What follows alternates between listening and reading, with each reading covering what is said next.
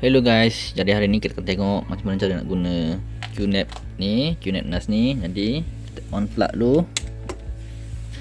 So sorry sikit lah guys, meja ni saya pas sikit, tapi tak apa. Tapi itulah nak menunjukkan bahawasanya kalau nak guna QNAP NAS ni, korang tak perlu buat bilik kekas pun.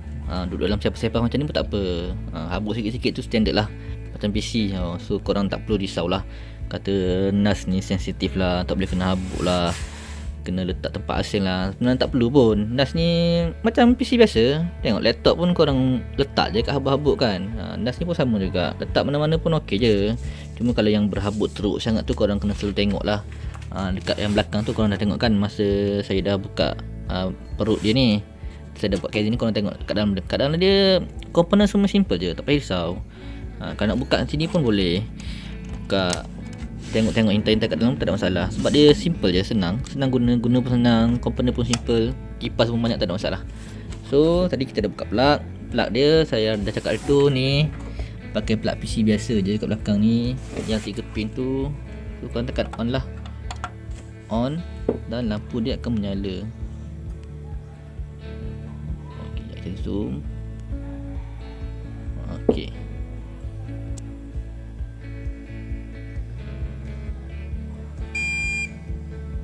Ok, dia akan bunyi beep sekali. Barulah dia akan loading.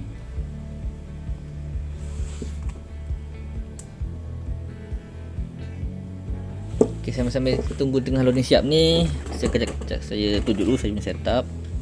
Ok, tu dia bunyi beep sekali lagi. Dia akan load lah M1 dengan M2 cache. Yang saya tunjuk tadi tu kita pakai Samsung punya NVMe SSD, Samsung Evo. Ok, dia dah load dua-dua. Saya punya setup, saya pakai LAN lah. Saya pakai LAN sebab tempat saya memang tak ada internet. Jadi saya pakai sambung NAS ni direct ke laptop je, pakai kabel LAN. LAN ni connect kat belakang. Tengok ni, saya connect kat belakang ni, dan saya akan connect ke PC lah untuk internet. Sebab korang kena pakai internet juga kan, untuk update punya software semua. Internet saya pakai ni, saya pakai kat belakang ni ada port USB. Kalau kamu tengok video lepas, ini wifi punya dongle, TP-Link, untuk saya update software dia semualah. Software korang boleh juga download dekat website dan install sendiri kat dalam ni. Tapi saya rasa macam susah lah, sebab model NAS banyak, jadi korang kena tengok spesifik model. Ada model yang tak ada nama spesifik, jadi agak menyusahkan sikit lah. Jadi saya just pasang wifi dongle dekat saya punya QNAP dan buka akses internet dalam dia punya market lah melalui QNAP ni. Dan saya akan turn on wifi hotspot lah guna saya punya telefon. Ok, kita tunggu dia loading. Dan ni saya akan sambung ke laptop lah. Ok, sambung ke laptop. Tengok belakang. Ok, menyala, dah connected. Sekarang kita akan beralih ke laptop pula. Jadi ok, ni kalau pakai QNAP ni, dua software yang penting lah untuk korang download kat komputer. Ni saya pakai Windows 10. Satu QSync client, satu lagi QFinder Pro. Jadi untuk buka kita punya sistem QNAP, kita buka ni dulu, QFinder Pro.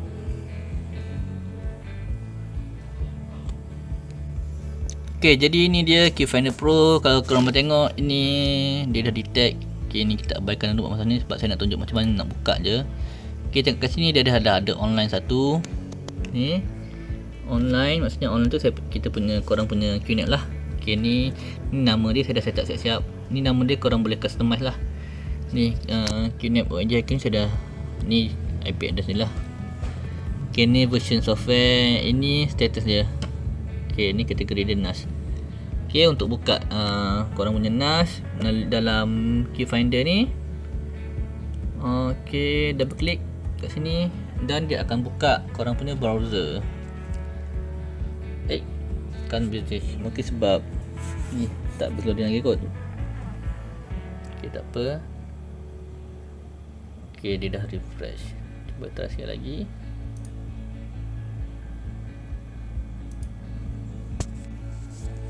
Okay, dia dah bunyi beep sekali lagi.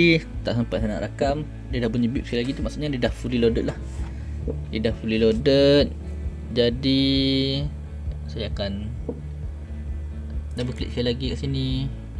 Dan dia akan keluar sini. Ni dalam browser ni, dalam apa-apa browser korang guna lah. Korang punya default browser lah, Google Chrome ke Firefox ke. Jadi masukkan username dan password. Kalau korang tengok dalam tutorial yang saya tulis tu, ini korang set lah. Jadi sekarang saya akan masukkan password dulu. Sekejap. Ok, semua jadi. Untuk hari ni saya akan tunjuk beberapa ciri-ciri lah. Jadi hari ni untuk USB, saya akan tunjuk USB Wi-Fi dulu. Jadi pergi ke tepi ni, menu, dan cari dulu ni network and virtual switch. Sebab apa-apa hal kita kena guna internet kan. Jadi tadi saya dah pakai USB dongle. Jadi kita akan tunjuk macam mana cara nak setting dulu, macam mana nak connect ke Wi-Fi hotspot. Jadi ni kita skip je lah. Ni dia punya tutorial. Okay, yes je lah. Ni dah saya dah siap. Jadi kalau korang mula-mula pakai, korang kena pergi dekat interface dulu. USB file overview. Sekejap. Overview dan dia akan tulis kat sini, adapter USB Wi-Fi. Jadi kalau bila dah keluar USB Wi-Fi, dia dah detect. Masa mula-mula sekali korang kena tekan setting dan dia akan keluar interface macam ni lah, USB Wi-Fi. Ok, bila USB Wi-Fi dia akan keluar korang semua hotspot korang. Jadi kalau tak jumpa, korang kena add Wi-Fi lah, kena add lah dia punya access ID. Jadi ni saya dah siap. Saya dah masuk password, jadi sekarang dia automatic connect je lah. Ok, itu settle bab Wi-Fi ya. Jadi biasanya kalau mula-mula pasang, korang kena pergi app center lah. So pasanglah mana-mana apps yang penting-penting. Dah ada update. Jadi tadi saya dah pasang USB dongle untuk Wi-Fi. Saya connect ke hotspot walaupun dia tak pakai Unify kan. Biasa orang sambung NAS ni dekat router. Tapi sebab saya tak ada router, sebab internet sini teruk, tak cover Unify pun tak masuk, jadi saya pakai hotspot je lah. Jadi saya dah set up siap. Kita boleh update je, pakai hotspot saja. Ini tutorial dia lah, tutorial saja. Nampak? Ni dah downloading. Jadi habis downloading ni, kita sambung lain pula. So ok lah, sementara nak install semua ni, saya tunjuk dulu lah apa-apa semua yang ada kat sini. Jadi kalau yang jenis memang untuk gunakan NAS ni untuk simpan gambar ataupun movie, ni antara benda wajib lah untuk install. Ni tiga benda ni. TVB extension, ni extension untuk TV, ni untuk sambungkan korang punya NAS ke TV. Jadi korang boleh stream lah. Jadi untuk QNAP NAS X73A ni, dia dah ada DLNA siap. Jadi dia boleh stream terus ke TV tanpa TV tu perlu download. Jadi apa tu boleh terus stream tanpa download, nanti saya tunjuk. Nanti saya akan buka satu file dan korang boleh tengok lah apa maksud saya dengan kena download dulu ataupun boleh terus stream macam biasa. Ni wajib pasang, wajib install ni. Kalau mula-mula korang start korang punya NAS ni tak pasang lagi, jadi kena install lah. Sebab tu saya pasang juga. Saya beli USB dongle untuk sambungkan NAS saya ke internet. Jadi kat sini kalau mau tengok lah, ada banyak ni backup and sync business. Ni backup ni saya tak install pun sebab saya guna secara manual je. Ok, ni saya pakai yang memang dah ada siap-siap dalam ni cara manual. Saya pakai software lain. Sekejap saya tunjuk. Ni saya pakai QSync client je. So dia sync macam biasa je. Korang boleh try like install, tapi saya pun tak try semua software-software yang dalam ni. Jadi kalau yang berminat tu, yang memang dah ada QNAP NAS, korang boleh buka try lah satu-satu. Business, content management ni, dan communication. Content management ni kalau korang nak gunakan korang punya NAS unit ni sebagai server lah, untuk buat korang punya server untuk ni Joomla ataupun WordPress. Jadi korang boleh install lah benda ni. Kalau korang install WordPress dalam ni, so korang host korang punya WordPress dekat dalam korang punya NAS je lah. So jimat jugalah kalau bagi saya lah. So kalau contoh ni 12 TB. Kalau kosong ni dalam harga dalam 4,000 saya rasa. Tambah dengan hard disk, kalau beli 4 ni 4 TB, saya rasa cincai dalam 8,000-an. 8,000, so korang connect ke internet je. Connect ke internet dah boleh jadi server. Kalau company ada Unify, saya rasa Unify bayar Unify je. Berapa je bayar Unify kalau yang corporate punya, kalau yang speed laju dalam 300 je kan. So 300 je sebulan korang kena bayar. Dan NAS ni investment one time saja. Tapi korang boleh dapat sampai 12 TB untuk hosting. So saya rasa 4,000 murah lah. Sebab kalau korang tengok, kalau hosting korang bayar bulan-bulan, mahal tau. Kalau hosting yang memang grade orang kata komersial, itu pun belum tentu boleh dapat besar. Macam OMG Hacker sendiri punya hosting pun berapa gigabyte je, bukan tak sampai 1 terabyte. 1 terabyte memang mahal lah kalau hosting. So beli NAS buat untuk server saya rasa memang jimat. Sebab tu NAS dia bukannya orang kata targeted untuk home user. Boleh juga home user nak pakai, tapi lebih pada yang heavy user lah. Kalau contoh korang fotografer, simpan file, simpan gambar sampai bertera-terabyte. Jadi kalau nak beli hard disk memang rabat jugalah. Contoh beli hard disk kan, hard disk banyak-banyak, so tak semestinya selamat. Kadang-kadang korup lah, apalah hard disk tu risiko juga. Kalau yang memang bekerja dengan data, sebenarnya tak rugi pun beli NAS ni. Sebab dia one time investment. Dia beli sekali dan korang boleh biar macam tu je. Lepas tu dia selamat. So ni dia betul banyaklah download semua ni. Saya tak buka sangat. Lepas tu ada juga kalau untuk media ni, saya install satu je, music station. Sebab dia macam codec lah. Kalau tak ada apps ni tak boleh play setengah lagu, tak boleh play lah. Sebab tu saya install juga. Dan ni untuk surveillance, kalau korang nak jadikan NAS korang sebagai pusat data untuk CCTV. Ni banyak dia dah sini siap-siap. Ni utilities. Banyak software dia ni. Ni home automation. Ni security lah yang saya cakap. Kalau boleh install lah. Sebab ni nak mengelakkan daripada NAS korang kena apa-apa hacking ke serangan ke apa, install je lah. Ni saya install satu je dulu, malware protection. Lepas ni McAfee pun ada. So bagus lah setakat tu bahagian app center. Apps yang penting korang boleh kena install lah. Saya rasa wajib install ni. Dia punya notification. Tadi kita login salah kan. dah keluar lah ni. Login dia, ada cubaan untuk login. Lagi satu ni file station. Ni saya nak tunjuk lah file station. Ni pun kalau baca saya punya guide, saya tunjukkan macam mana cara nak setkan file dalam untuk automatic. Contohnya ni OMG Hacker set. Ni saya dah set nama dia. Okay, kita loading.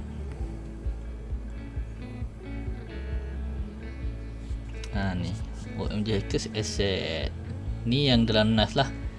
Sebab saya dah setting guna QSync untuk automatic sync file dalam ni OMG Hackers.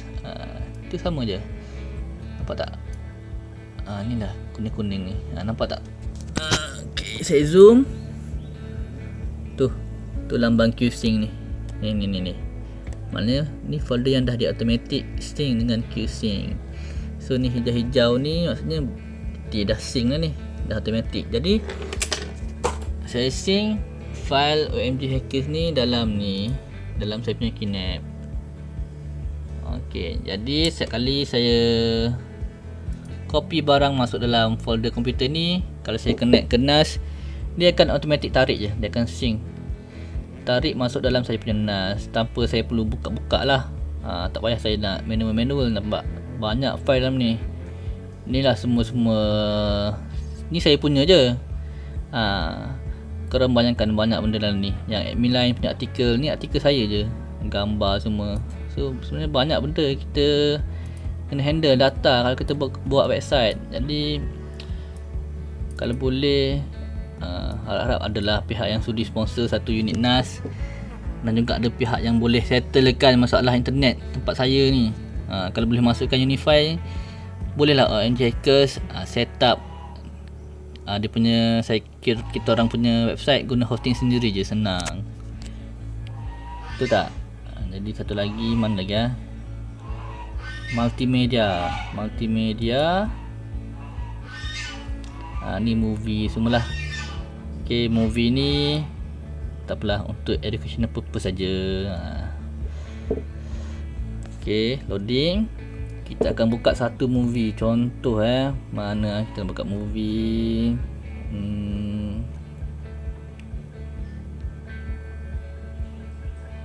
Kita buka kartun lah.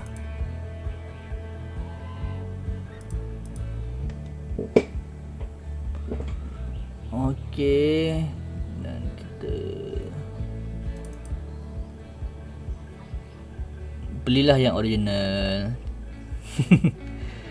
Okey, kita akan buka, double klik. Ni dia maksudnya. Kalau tak ada DNLA, memang korang kena download dulu lah.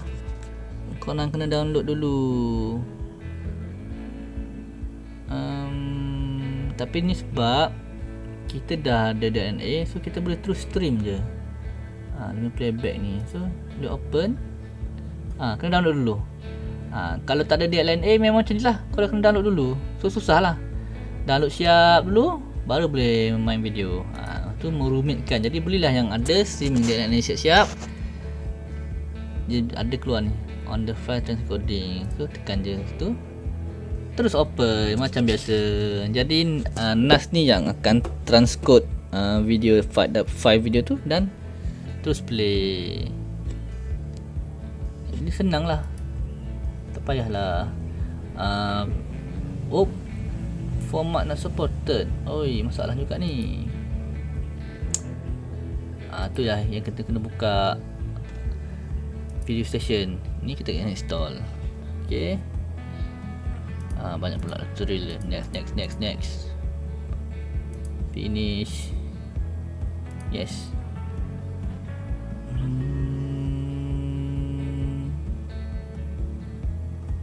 Ni apa ni? Ni bukan saya punya file ni.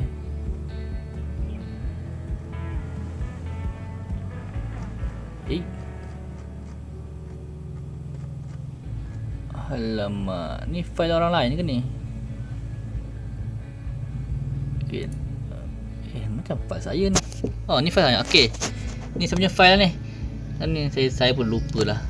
Kita tengok. Dia tak ada keluar download lah, boleh terus stream je. So dia macam PC jugalah. Kalau play normal, dia tak boleh nak encode atau transcode. Jadi kena install juga player, baru boleh buka file. Tengok, senang. Okay, lepas tu itulah cakap ni. Tapi kalau saya nak tunjuk semua function, memang panjang lah video dia. Jadi agak, nanti korang tengok bosan juga. Jadi saya tunjuk yang simple-simple je dulu. Media dengan file station. Sebab kebanyakan orang pakai NAS pun memang nak tengok media dengan file station je kan. Buka simpan movie dengan simpan file. Jadi itu je lah untuk setakat ni. Setakat tu dulu. Kalau korang nak tahu, tak tengok function lain lagi, boleh beritahu saya dalam komen. Nanti saya akan cuba tunjuklah tutorial dia macam mana. Sebab saya pun belajar juga benda-benda ni. So setakat ni saya guna untuk simpan file-file recording, file-file untuk website OMG, dengan simpan saya punya movie-movie semualah. Kalau boleh saya nak, dah tak nak pakai lah external ni. Tapi sayangnya saya kena hantar balik juga benda ni. Jadi sepanjang saya pinjam ni, saya memang betul-betul gunalah QNAP NAS ni. Memang sangat menyenangkan. Sebab saya dah, kadang-kadang kalau pakai hard disk, sambil kita tengok movie, kadang-kadang dia disconnect. So leceh. Lagi satu hard disk ni, dia punya connection ni senang longgar lama-lama longgar. So kalau ada data penting, saya dah 2 hard disk dah. Simpan data penting, lepas tu tak boleh buka. So saya tak tahulah apa masalah dia, hard disk tu rosak ke apa. Saya dah try buka dah, saya dah try pusing-pusing punya hard disk tu pun sama juga, dia bunyi ketak. Kadang kan kabel ni masalah, kabel dia buat masalah. Tu pun antara isu juga kenapa saya tak suka sangat guna external. Kalau pakai pendrive boleh juga, tapi pendrive masalah dia hilang sebab kecil kan. Itulah. Okey, saja untuk kali ni secara ringkas penggunaan QNAP NAS ni lah. Okey, jadi kalau bagi saya ada modal lebih tu, ataupun korang company ataupun korang memang content creator, tak salah lah invest untuk NAS. Tapi kalau dah tak ada budget sangat nak buat macam mana kan, kita pakai cloud lah. Sebenarnya cloud tu sama je, cloud ni pun sebenarnya NAS juga yang korang pakai langgan mula-mula tu. Cuma cloud tu maksudnya kita share storage. Dia buat satu infrastructure, dia jaga semua hardware macam NAS ni kak, dan dia jual lah servis tu, kita kongsi je lah cloud service. Jadi kenapa nak beli cloud service kalau korang mampu untuk afford untuk buat sendiri korang punya server dan juga storage. Jadi itu saja daripada saya, merumung untuk investors setakat ini. Jumpa lagi untuk review yang akan datang. Bye.